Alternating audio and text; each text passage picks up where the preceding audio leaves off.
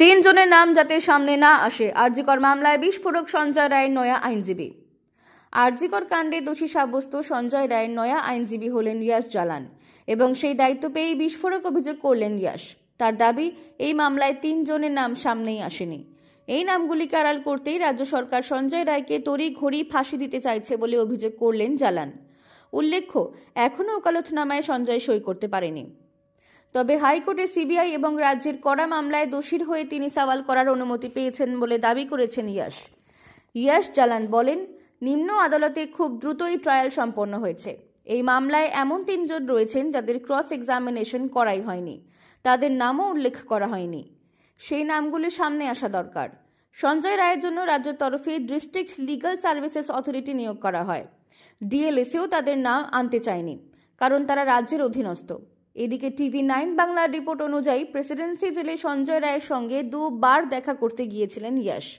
তার অভিযোগ, জেল কর্তৃপক্ষ নাকি সঞ্জয়কে ওকালতনামায় সই করতে দেয়নি। তিনি আরও বলেন, আমার সামনেই সঞ্জয়কে সাদা কাগজে সই করতে বলে, আমি বাধা দিই। সঞ্জয়কেও বলি, আইনজীবীর সঙ্গে কোনো কথা না বলে সাদা কাগজে সই করবেন না। নিজের পক্ষে প্রাইভেট ডিফেন্স কাউন্সিলকে দাঁড় করাতে চান সঞ্জয়, কিন্তু তার উপর চাপ দেওয়া হচ্ছে যাতে লিগ্যাল এইডের সাহায্য নেওয়া হয়। জেল কর্তৃপক্ষ ও রাজ্য সরকার তার উপর চাপ সৃষ্টি করছে। ইয়াশের বক্তব্য, শিয়ালদাহ আদালতের রায়ের বিরুদ্ধে কলকাতা হাইকোর্টে মামলা হয়েছে। সেখানে সঞ্জয় রায়কে পার্টি করা হয়। এই আবহে সঞ্জয় রায় টেস্ট লিগ্যাল এইডের ওকালতনামায় সই করেছেন বলে দাবি করেছে জেল কর্তৃপক্ষ। যদিও সঞ্জয় নিজেই বলছে, এরকম কোনো ওকালতনামায় আমি সই করিনি। এমনকি তিনি তো জানেনও না যে তাকে আবেদনে পার্টি করা হয়েছে। এই আবহে আদালত আমায় অনুমতি দিয়েছে, ওকালতনামায় সই ছাড়াই সওয়াল করতে পারি। এরপর তিনি বলেন, এই মামলা অনেক হাই প্রোফাইল বিষয় হয়ে গিয়েছে। রাজ্য চাইছে না যে আসল লোক ধরা পড়ুক। রাজ্য চাইছে যাতে সঞ্জয়কে ফাঁসি দিয়ে বিষয়টি নিষ্পত্তি করা যায়। যদি অন্যদের নাম সামনে আসে, অনেক সমস্যা তৈরি হবে। উল্লেখ্য, গত 20শে জানুয়ারি শিয়ালদাহ আদালতে আরজিকর মামলায় চিকিৎসক ধর্ষণ ও খুনের ঘটনায় সঞ্জয় রায়কে আমৃত্যু কারাদণ্ডের সাজা শোনান বিচারক অনির্বাণ দাস। এদিকে আমৃত্যু কারাদণ্ডের পাশাপাশি 50,000 টাকা জরিমানা দিতে হবে সঞ্জয় রায়কে। এর আগে গত শনিবার আদালতের তরফ থেকে ভারতীয় ন্যায় সংহিতার 63, 64, 103 নম্বর ধারায় দোষী সাব্যস্ত করা হয়েছিল। এই আবহে সঞ্জয়কে ভারতীয় ন্যায় সংহিতার 64 ধারার আওতায় সশ্রম যাবজ্জীবন কারাদণ্ড ও 50,000 টাকা জরিমানা, 66 ধারার আওতায় আমৃত্যু কারাদণ্ড, 103 নম্বর ধারার আওতায় সশ্রম যাবজ্জীবন সাজা ও 50,000 টাকা জরিমানার নির্দেশ দেন বিচারক। এদিকে বিচারক নির্দেশ দেন, নির্যাতিতার পরিবারকে 17 লক্ষ টাকা ক্ষতিপূরণ দিতে হবে রাষ্ট্রকে। বিচারক বলেন, এই মামলা বিরল থেকে বিরলতম নয়।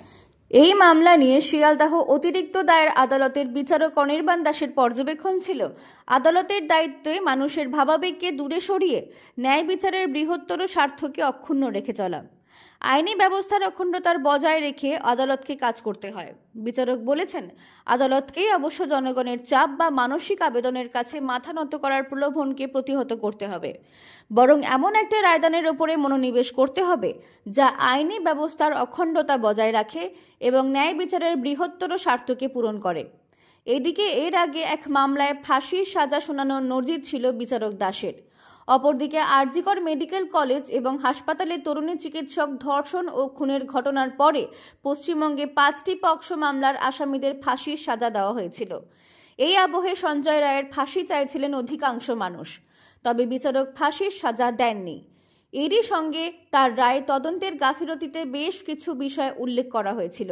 এই আবহে বিচারকের রায়কে চ্যালেঞ্জ জানিয়ে উচ্চ আদালতে দ্বারস্থ হয়েছে রাজ্য সরকার এবং সিবিআই। আপনি যদি খবর দেখতে পছন্দ করেন তাহলে এই চ্যানেলটি সাবস্ক্রাইব করে রাখুন আর মমতা ব্যানার্জির রাজনৈতিক ইতিহাস জানতে এখানে ক্লিক করুন।